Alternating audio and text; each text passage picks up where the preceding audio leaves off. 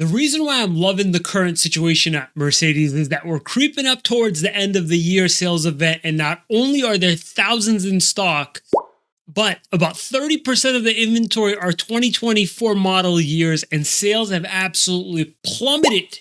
This means our odds of scoring a smoking hot lease deal are crazy good because Mercedes typically gives out blowout deals for aging inventory, and given where they're at volume-wise, they really could benefit from clearing out as much inventory as they can before the end of the year.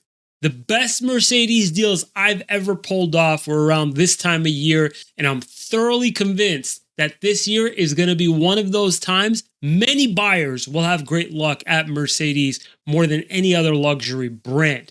In this video, I want to break down the 4 most important buying factors if you're interested in a Mercedes GLC, including real-time sales and inventory data, the discount I would target off MSRP, current incentives and the lease program, and lastly, I'll tell you as a car guy what I would do personally. All of the supplemental data I'm going to go over in this video is going to be in a summary you can access by clicking here or the link in the description below. Are you ready? Let's go. Sales have tanked for GLCs.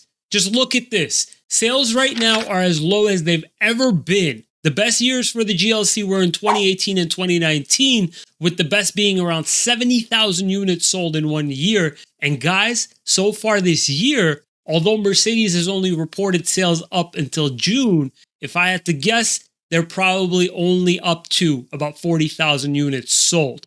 They've been averaging about 5,000 units per month the last few months, and if I had to project how they're going to end this year, it'll probably be about 55,000 units in total. Now, what about its competitors? Well, if Mercedes has only sold about 40,000 approximately so far this year, what does that say about the rest of the segment? Should it mean that BMW, Audi, and Volvo sales have plummeted too? Well, let's compare 2019 for these 4 brands to their 2024 sales year so far.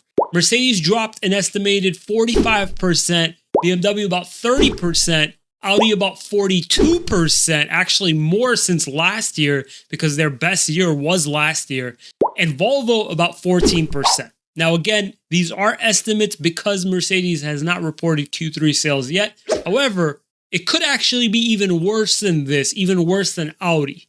Inventory-wise, GLC is leading with tons of inventory. Absolutely a situation where you're going to take immediate delivery of a GLC, and if you're looking at a BMW, you'll probably have to order one and wait.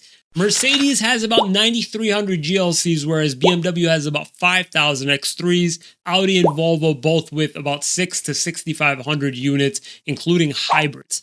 Lexus, although not included here, has the lowest amount of inventory and absolutely the most sold, with 53,000 units put on the road this year so far, and currently less than 3,000 units in stock in the country.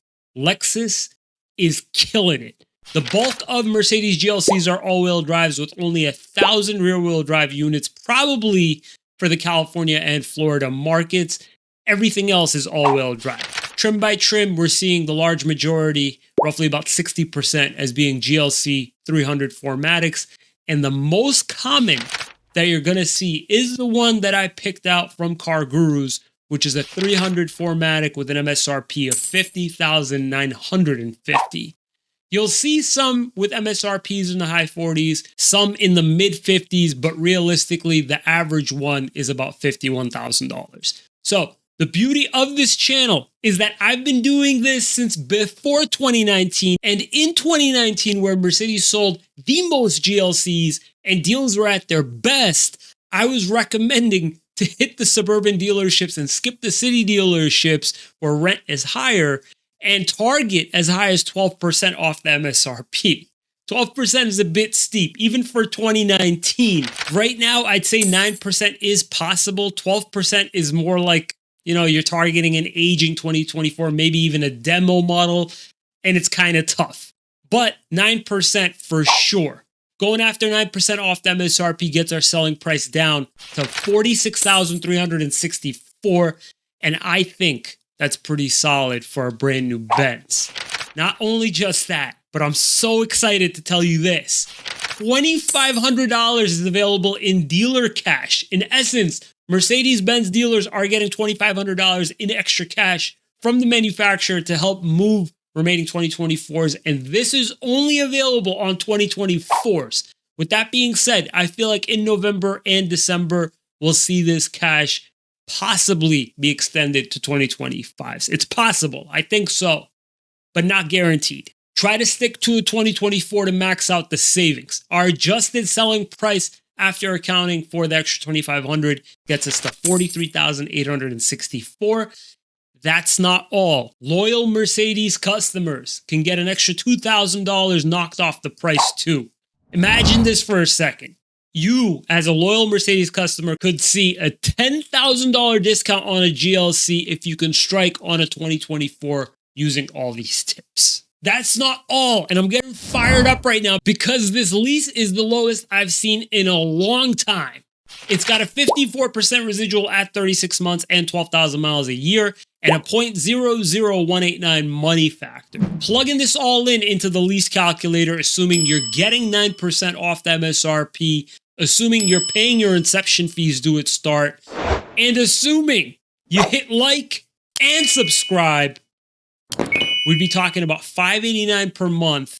And if you're a loyal Mercedes customer, make that $529. Both payments, not including your state's sales tax. This has to be the lowest it's been in a few years. This is actually very exciting and slightly worrying at the same time, to be honest. This economy is definitely about to collapse, and we can sense this.